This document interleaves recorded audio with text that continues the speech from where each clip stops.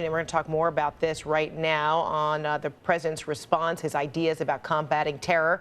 Let's talk now with Jason Johnson, a political science professor at Hiram College, and Larry Sabato. He's the director for the Center of Politics at the University of Virginia. Good to see both of you, gentlemen.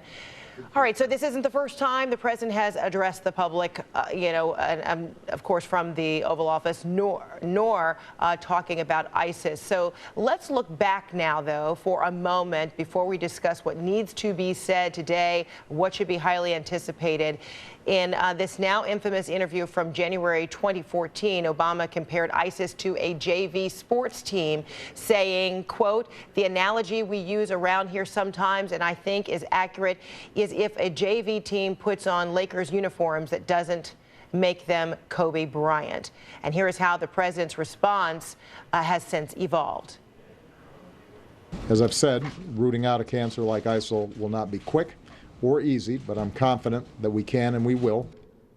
We will degrade and ultimately destroy ISIL.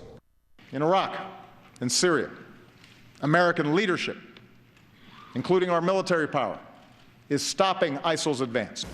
And we have contained them. They have not gained ground in Iraq, and in Syria, they'll come in, they'll leave. Destroying ISIL is not only a realistic goal,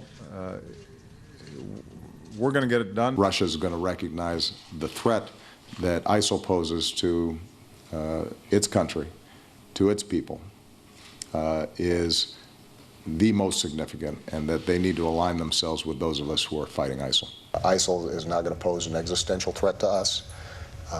They are a dangerous organization like Al-Qaeda was, but we have hardened our defenses. Our homeland has never been more protected.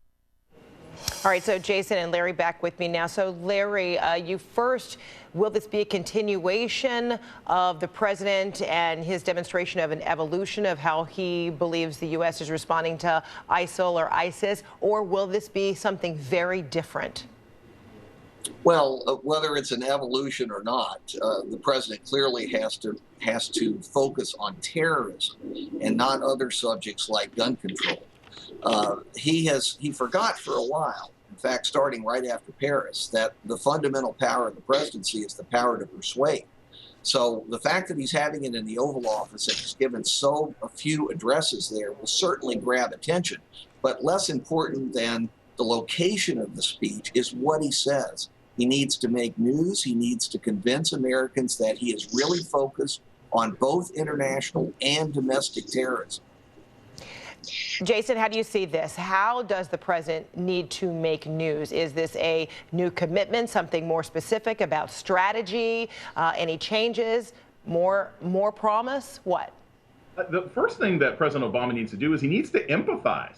He needs to validate people's concerns. I think the problem is that the president has kind of had this attitude of, look, I know this is a problem. I know this is a problem. But look, we've got this fixed. We've got this handled. They're the JV squad, et cetera, et cetera. And the problem is he's never done a particularly good job of making Americans feel like he actually knows what they're afraid of and why. And that's why you see someone like, say, Donald Trump doing so well post-terrorism, because Trump speaks to those fears. So if the president can spend more time on that and less time on policy, that's the best and most important thing he needs to do tonight. Well, I wonder, Larry, if this is what we're about to see, because this is coming just 4 days after what happened on U.S. soil in San Bernardino, California. The president would have to at least, if not address it, perhaps even open his dialogue this evening with that. Would you think?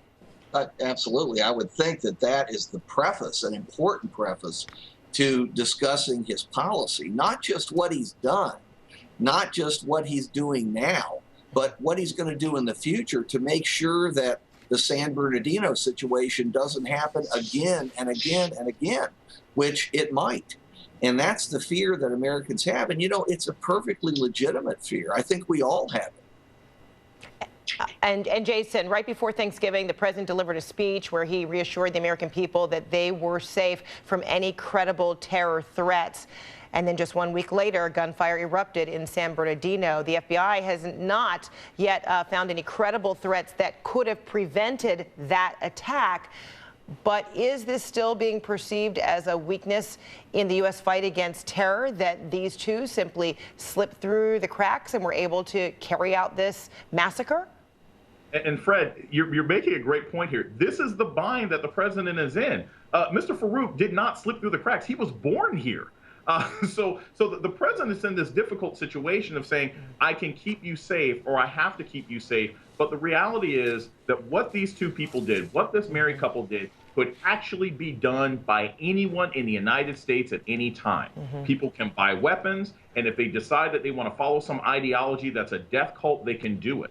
And so the president's in this unenviable position of trying to tell everyone he can keep us safe from something that on a practical level, it's almost impossible to do. Right. And that is a very difficult task. And the inference made on slipping through the cracks that they were able to gather as much arsenal and perhaps even have dialogue, coordinate so as to carry out a massacre like this, regardless of the fact that, Farouk was born in the U.S. and that his wife came on a fiancé visa. So I wonder, Larry, this poll that we're about to see was taken right after the attacks in Paris on how Americans approve of President Obama's handling of terrorism. It dropped 29 points since May of 2011, before ISIS was gaining ground.